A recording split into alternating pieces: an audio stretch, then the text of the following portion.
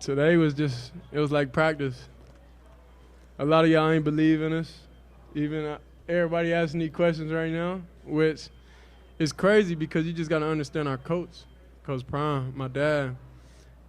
Everywhere he went, he was a winner.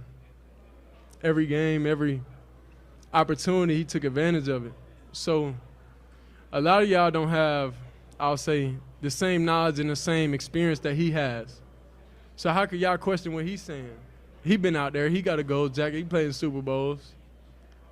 A lot of people haven't, you know, so I feel like now y'all understand that what he's saying is real, and y'all understand what he's saying.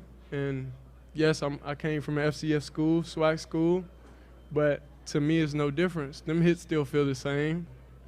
I'm just excited to, you know, share this moment with my dad, knowing that at the end of the day, I knew I had his back. Everything he's saying, I'm gonna back it up, and I'm gonna make sure I do that. So I feel like my journey, my career, everything so far, it was just the steps to, you know, get me in this moment so I could take advantage of it.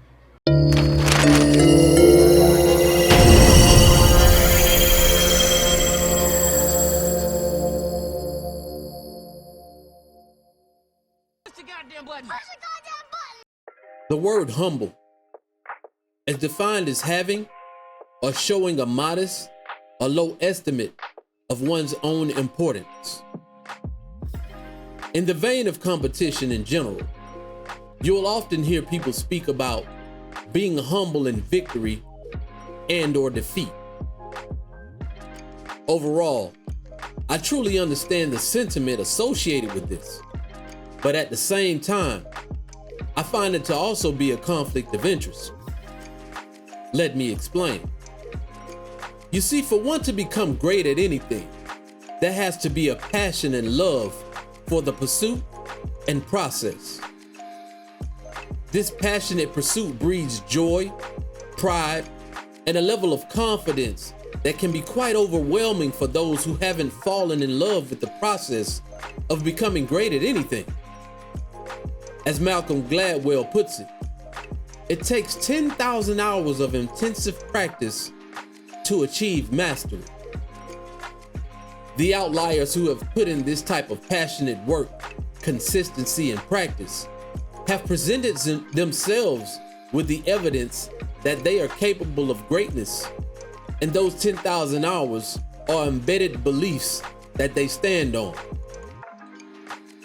Those who don't possess this collection of evidence, hours, and beliefs cannot truly understand the expressions, emotions, and mindsets of those that do. The way they walk their walk, the way they talk their talk seems foreign, because honestly, it actually is. If there's anybody familiar with putting in their 10,000 hours, it is prime time. Deion Sanders. Excluding Pop Warner, he's had 4 years of high school football experience, 4 years of college football experience, and a 14-year Hall of Fame career in the NFL. If I do the math correctly, that's 22 years of in-game experience. He started coaching his son since their Pop Warner year, and the oldest one playing right now, Shiloh Sanders, is 23 years old. In Florida, we start youth contact no later than about the age of 8. I will assume the same for the state of Texas for this particular analysis. So let's just take those 8 years off the age of the oldest active son. That's 15 years of coaching experience at least. Combined with his in-game experience, that's 37 years worth of training, studying, preparing, working, and living the sport of football. Those 10,000 hours were surpassed many, many moons ago. When Coach Prime decided to leave Jackson State, which is an HBCU, and considered the minor leagues and compare it to his current position at a Power 5 conference, a PWI school. He wasn't shy about it. He literally told the world and the existing players at the time that he was coming, pause, and he was bringing his own luggage. And by the way, that luggage was Louis. One very important piece of that luggage was his son. Being familiar with the normal remnants of nepotism and Shedeur playing the position of quarterback, he and his son were ripped apart by the media. They had the mindset that Coach Prime was being arrogant and too aggressively brash by making his son the starting quarterback immediately, depleting damn near the entire roster and boasting about how he intended to change the culture of Colorado. They wanted Coach Prime to be humble in his approach, and they wanted his team to be humble on the field of play. Remember, those who have not put in those hours don't possess your level of confidence. That's why right now, I declare, fuck being humble. Unless it's for strategic advantage. Why would you ever show a lower estimation of yourself? Why should you ever have to dim your light for the comfort of others? You can still have respect and reverence for those around you without appearing modest. When you know who you are and you have truly put in the work to be great at something, you can hold your head high and say it with your chest. I am him or I am her. Personally, I'm not a practitioner of the Christian faith, but Coach Prime is.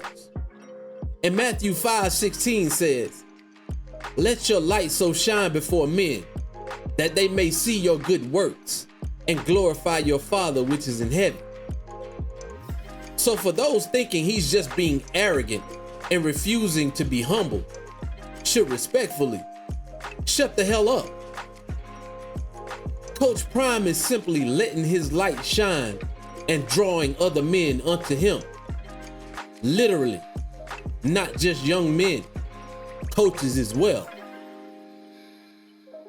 I'm a Miami Hurricane fan, but I'll be damned if I don't find myself a Shedeur Sanders Colorado jersey ASAP. Deuces. How you doing, sweetheart? For real? Shedeur Sanders from a HBCU? The one that played at Jackson last year? The one that you asked me, why would I give him the starting job? But like, no, not you. I got receipts. I know who they are. Not you, baby. I just got to say it. I would never do that. Turn on the film. I tell him to turn on the film.